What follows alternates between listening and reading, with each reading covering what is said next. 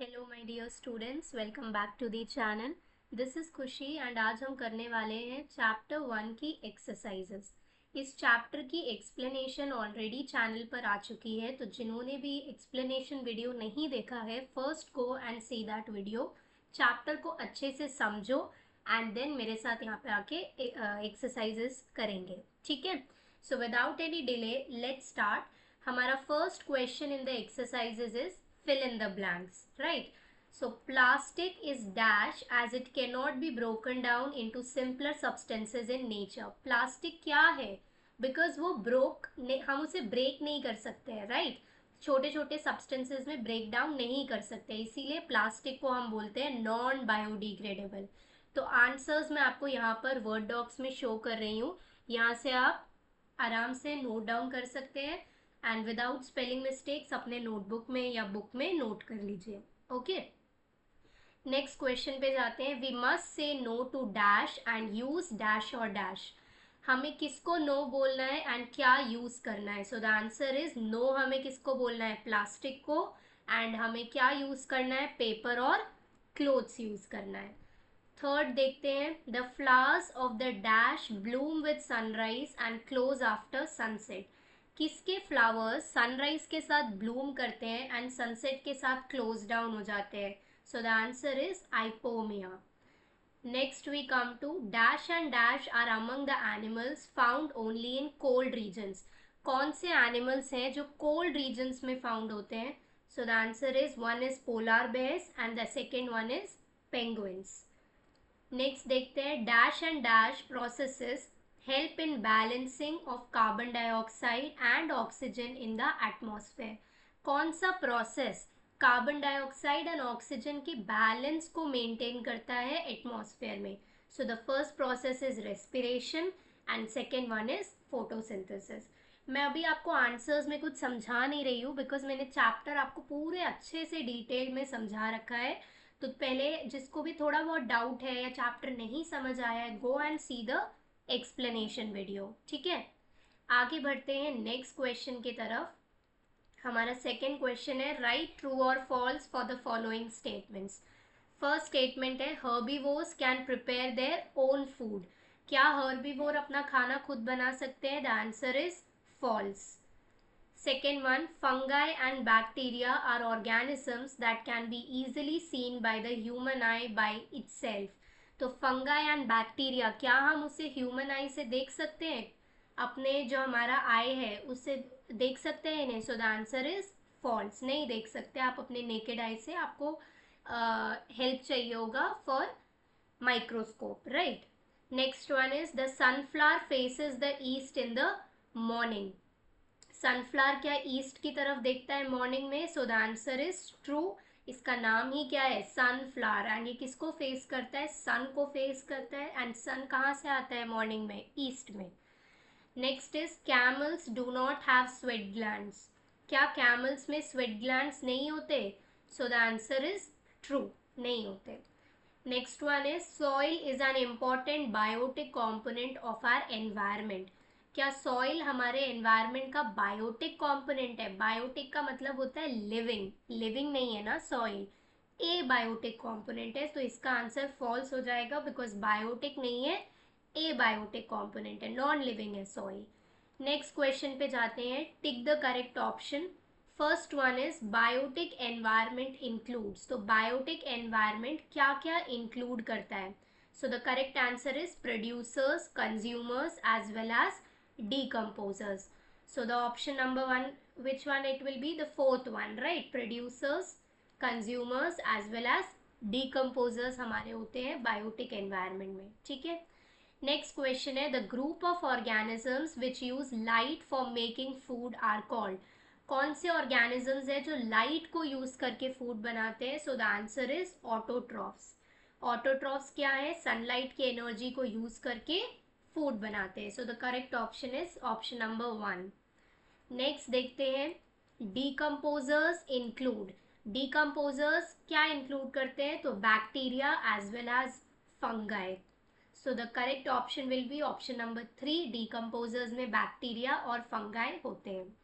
Next is which of the following is not biodegradable. कौन सा biodegradable नहीं है? So the correct answer is aluminium foil, option number 4। Next देखते हैं question, vermi composting is done by, vermi composting कौन करता है? So the correct answer is worms करते हैं, ऑप्शन नंबर 3। नेक्स्ट देखते हैं, an animal that is not affected much by the heat of the desert is the dash. कौन सा animal है जो डेजर्ट की हीट से अफेक्ट नहीं होता है उतना? The correct answer is camel. Camel क्या है, पूरे टाइम डेजर्ट में रहता है एंड डेजर्ट की हीट से उसको इतना अफेक्ट मतलब फर्क नहीं पड़ता है, वो हीट को सह सकता है। नेक्स्ट क्वेश्चन क्या है, answer the following questions in brief. उसका फर्स्ट है हमारे पास, why should we segregate different types of waste. हमें वेस्ट को क्यों सेग्रीगेट करने का मतलब अलग करना, क्यों हमें वेस्ट को अलग करना है? So let's see the answer. The answer is, we segregate different types of waste, this is not waste, sorry it is waste, तो इसको करेक्ट कर लेना आप लोग, it is waste. We segregate different types of waste because of their disposal in eco-friendly ways in our environment। तो हम waste को इसीलिए सेग्रीगेट करते हैं ताकि हम उन वेस्ट को इको फ्रेंडली तरीके से क्या है डिस्पोज, मतलब उसको कूड़े को इको फ्रेंडली तरीके से हम एनवायरनमेंट में डिस्पोज कर सके, ठीक है, खत्म कर सके। नेक्स्ट क्वेश्चन देखते हैं, right the meaning of the term vermi composting. Vermi composting का क्या मीनिंग है वो हमें लिखना है। So the answer is, the process of composting with the help of various suitable worms like the red worms and other earthworms is known as vermi composting. इधर भी थोड़ा सा स्पेलिंग मिस्टेक हो गया है, ये स्पेलिंग ये है वर्मी कॉम्पोस्टिंग, ऑटो करेक्ट होने की वजह से ना वो बार बार थोड़ा बहुत स्पेलिंग मिस्टेक आ जाता है, तो रेफर टू दिस स्पेलिंग, या आप अपने क्वेश्चन में से भी देख सकते हैं, ये है आप लोग का करेक्ट स्पेलिंग, ठीक है। वर्मी कॉम्पोस्टिंग क्या प्रोसेस है? वर्मी कॉम्पोस्टिंग एक ऐसा प्रोसेस है जिसमें हम वर्म्स कौन से, रेड वर्म्स या अदर अर्थ वर्म्स, उनको यूज करके कॉम्पोस्ट को तैयार करते हैं, उसे हम वर्मी कॉम्पोस्टिंग बोलते हैं। नेक्स्ट क्वेश्चन देखते हैं, which component of air gets used up during the process of photosynthesis. Photosynthesis के प्रोसेस में कौन सा component of air used up होता है? So let's see the answer, carbon dioxide is used up during the process of photosynthesis. तो carbon dioxide को लेके हम फोटोसिंथेसिस का प्रोसेस करते हैं। Next is, suggest any 5 activities that can help to save the environment. Environment को save करने के लिए 5 एक्टिविटीज लिखना है, तो 5 activities that can help to save the environment are, पहला है do not use plastic, use kitchen waste to make compost, use cleaner fuel, segregate waste for disposal in eco-friendly ways, and last one is afforestation। तो plastic को use नहीं करना है, kitchen waste से compost को तैयार करो, क्लीनर फ्यूल यूज करो, वेस्ट को क्या है इको फ्रेंडली तरीके से, इको फ्रेंडली तरीका मतलब बायोडिग्रेडेबल अलग, नॉन बायोडिग्रेडेबल अलग, जिसको आप कॉम्पोस्ट कर सकते हो उसको कॉम्पोस्ट करो, इस तरीके से वेस्ट को सेपरेट करो ताकि आपके एनवायरनमेंट को हार्म ना हो। एंड लास्ट तरीका क्या है, एफॉरेस्टेशन। एफॉरेस्टेशन का मतलब है प्लांटिंग ट्रीज, पेड़ लगाओ, ठीक है। नेक्स्ट क्वेश्चन देखते हैं, how does nature maintain a balance between the amounts of oxygen and carbon dioxide in the atmosphere. तो नेचर कैसे बैलेंस बनाता है ऑक्सीजन एंड कार्बन डाइऑक्साइड के बीच में?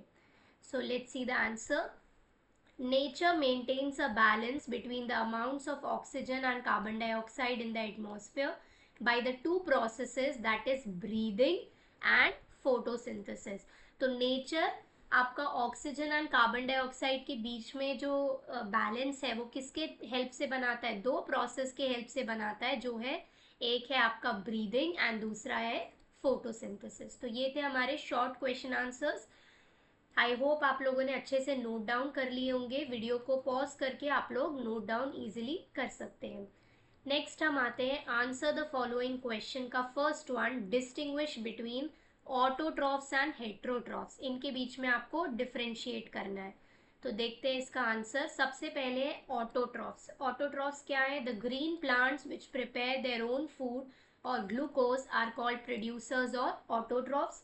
ऑटो का मतलब है सेल्फ और ट्रॉफ का मतलब क्या है? फूड। तो ऑटोट्रॉफ वो ग्रीन प्लांट्स है जो अपना खाना खुद बनाते हैं, इन्हें हम प्रोड्यूसर्स भी कहते हैं। इसमें ऑटो का मतलब सेल्फ होता है और ट्रॉफ का मतलब फूड होता है। एंड इसका एग्जाम्पल क्या है? प्लांट्स। नेक्स्ट देखते हैं heterotrophs. they have to depend on plants for their this is plants, okay, t missing है तो वो लोग आप ऐड कर देना। they have to depend on plants for their food, they are called consumers और heterotrophs। ये for नहीं है, ये और है, ठीक है। they are called consumers और heterotrophs। hetero means other and troph means food। Example क्या है? animals। तो heterotrophs वो है जो प्लांट्स पे डिपेंड होते हैं अपने फूड के लिए, अपना खाना खुद नहीं बना सकते। इनका अदर नेम क्या है? कंज्यूमर्स। इधर हेट्रो का मतलब अदर होता है एंड ट्रॉफ का मतलब अगेन फूड ही होता है। इसका एग्जाम्पल क्या है आपका? एनिमल्स। नेक्स्ट डिस्टिंग्विश जो हमें करना है वो है डीकम्पोजर्स एंड स्केवेंजर्स के बीच में। तो देख लेते हैं डीकम्पोजर्स का डिफरेंस नेक्स्ट पेज पे होगा। There are some organisms which derive their food from dead and decay plant and animals. They are called decomposers. Examples fungi and bacteria. तो ऐसे ऑर्गेनिजम्स जो अपना खाना डेड एंड डीकेइंग मटेरियल से निकालते हैं उन्हें हम डीकम्पोजर्स कहते हैं। एंड इसके एग्जाम्पल क्या है? Fungi and bacteria. नेक्स्ट क्या है? Scavengers. They consume dead bodies of animals, they are called scavengers. तो वो ऑर्गेनिज्म जो डेड बॉडीज को कंज्यूम करते हैं उनको हम स्केवेंजर्स कहते हैं। एंड इनके एग्जाम्पल क्या है? क्रोज, जैकल्स, काइट्स एक्सेट्रा, ठीक है। तो यहाँ पे हमारा फर्स्ट क्वेश्चन ओवर हो गया है। नेक्स्ट क्वेश्चन देखते हैं। State the difference between biodegradable and non biodegradable materials, give one example of each. तो biodegradable and non biodegradable materials के बीच में हमें एक डिफरेंस लिखना है एंड एक एग्जाम्पल भी देना है। तो let's see the difference. Biodegradable materials, these are materials which can be broken down into simpler substances by microorganisms. Example paper and cloth. तो बायोडिग्रेडेबल वो मटेरियल्स होते हैं जिन्हें आप ब्रेक डाउन कर सकते हो सिंपल सब्सटेंसेज में माइक्रो ऑर्गेनिजम्स के द्वारा। एंड इनका एग्जाम्पल क्या है? Paper and cloth. Non biodegradable materials वो मटेरियल्स होते हैं which can not be broken down into simpler substances by any micro organism and example is plastic. Non biodegradable वो मटेरियल्स है जिन्हें आप ब्रेक डाउन नहीं कर सकते, किसी भी माइक्रो ऑर्गेनिज्म से वो ब्रेक डाउन नहीं होगा and the example is plastic. Okay, next question हम लोग देखते हैं। How does decomposition of dead animals turn out to be useful. तो डेड एनिमल्स का डिकम्पोजिशन कैसे यूजफुल होता है वो हमें देखना है। Next question. So decomposition of dead animals is useful in many ways. Decomposition सबसे पहले क्या है? Decomposition is a process through which dead remains are converted into simple substances. These simple substances are returned to the abiotic environment. Thus, decomposition helps in maintaining a balance of minerals in the environment. Moreover, had there been no decomposition, the whole earth would have been full of dead bodies. This would have left no space for living beings. तो decomposition क्या है? Dead animals का बहुत ज़रूरी है। Decomposition एक ऐसा process है जिससे आप डेड रिमेन्स को सिंपल सब्सटेंस में कन्वर्ट करते हो। एंड ये कैसे कन्वर्ट करते हो आप? ये कन्वर्ट किसके थ्रू होता है? माइक्रो ऑर्गेनिजम्स के थ्रू डिकम्पोजर्स करते हैं। एंड इसको कन्वर्ट करने के बाद ये वापस एबायोटिक एनवायरनमेंट में क्या है? रिटर्न हो जाते हैं। एंड अगेन जो बैलेंस है मिनरल्स का वो मेंटेन रहता है, मिनरल्स वापस आ जाते हैं सॉइल में। अगर हम डिकम्पोजिशन नहीं करेंगे तो पूरे जगह पे आपको क्या है? सिर्फ डेड बॉडीज ही दिखेंगी, पूरी अर्थ पे बस डेड बॉडीज हो जाएगा। हमें रहने के लिए, अपने लिविंग के लिए भी तो कुछ स्पेस चाहिए, इसीलिए हमें स्पेस को क्या है? क्लियर करना होता है। डेड बॉडीज को क्लियर करके हम मिनरल्स में, सिंपल सब्सटेंसेस में कन्वर्ट करते हैं, तभी तो लिविंग का स्पेस बनेगा। So that is why decomposition is very very important. Next question हम देखेंगे। Why is rain water harvesting a ray of hope for overcoming the present scarcity of water in cities. Rain water harvesting एक ray of hope. Ray of hope का मतलब एक आशा नहीं होती आपकी कि हाँ इसको करने से जो स्कैरसिटी क्या है? अकाल, पानी का अकाल हो जाता है, पानी आपको कहीं मिल नहीं रहा है, तो वो सिचुएशन को दूर करने के लिए रेन वाटर हार्वेस्टिंग एक रे ऑफ होप है। मतलब अगर ये कर लिया, इसका आशा है कि रेन वाटर हार्वेस्टिंग कर लिया तो स्केर्सिटी वाला जो प्रॉब्लम है वो चले जाएगा। तो ऐसा क्यों है, उसको आंसर देखते हैं। सो ये आई गेस बाय मिस्टेक यहाँ पर आया है, व्हाट डज कुछ नहीं है, यहाँ से स्टार्ट है आपका answer. Scarcity is a big problem in most of the cities. This has happened because of growing demand of water. Depletion of our groundwater level has reduced the supply of water. Through rainwater harvesting, we can create a pool of surplus water which can be used from underground tank. This water can also help in recharging groundwater. Thus, it can be said that rainwater harvesting is a ray of hope for today's scarcity of water in cities. तो क्या बोल रहे हैं कि scarcity cities में सबसे बड़ा problem है आज, बिकॉज पानी का डिमांड बहुत ज़्यादा है एंड सप्लाई क्या है, बहुत कम है। ग्राउंड वाटर का लेवल भी क्या है, धीरे धीरे कम होता जा रहा है। तो रेन वाटर हार्वेस्टिंग से हम जो सरप्लस वाटर है उसका क्या एक पूल बना सकते हैं अंडरग्राउंड टैंक में, एंड ये क्या है, जो ग्राउंड वाटर है उसको रिचार्ज करने में, वापस बढ़ाने में, उसका लेवल में हमें हेल्प करेगा। एंड इसीलिए जो हमारा रेन वाटर हार्वेस्टिंग में वो एक रे ऑफ होप की तरह है, किसके लिए, स्केर्सिटी के लिए। बिकॉज आपका ये करने से, रेन वाटर हार्वेस्टिंग करने से आपका ग्राउंड वाटर लेवल में थोड़ा इंक्रीज होगा एंड वो हेल्प करेगा आपको वाटर को यूज़ करने के लिए, जो प्रॉब्लम है उससे हेल्प करेगा। आई होप समझ में आ गया होगा। नेक्स्ट क्वेश्चन देखते हैं, why do buffaloes cool themselves in water during summers. तो बफलोज क्यों अपने आप को कूल करती हैं समर्स में। The skin of buffalo is black and black colour absorbs heat. Buffalo का जो स्किन होता है ना वो ब्लैक कलर का होता है एंड ब्लैक कलर क्या है, सबसे ज़्यादा हीट को अब्सॉर्ब करता है, सबसे ज़्यादा हीट खींचता है। This makes the skin of buffalo too hot during summer. Moreover, buffaloes do not have too many sweat glands which could help in keeping its skin cool. So buffaloes cool themselves in water during summers.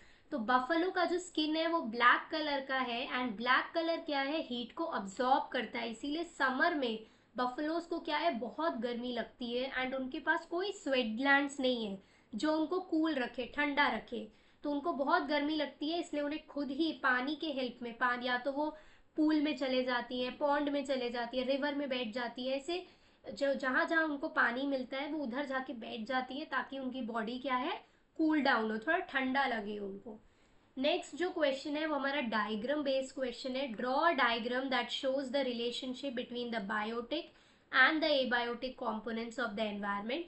ये मैंने आपको यहाँ नहीं लिखा, बस diagram लिख के छोड़ दिया है बिकॉज आपका आंसर आपको आपके टेक्स्ट में ही मिल जाएगा। आपको बायोटिक एंड एबायोटिक एनवायरमेंट के बीच का डायग्राम शो करना है, राइट।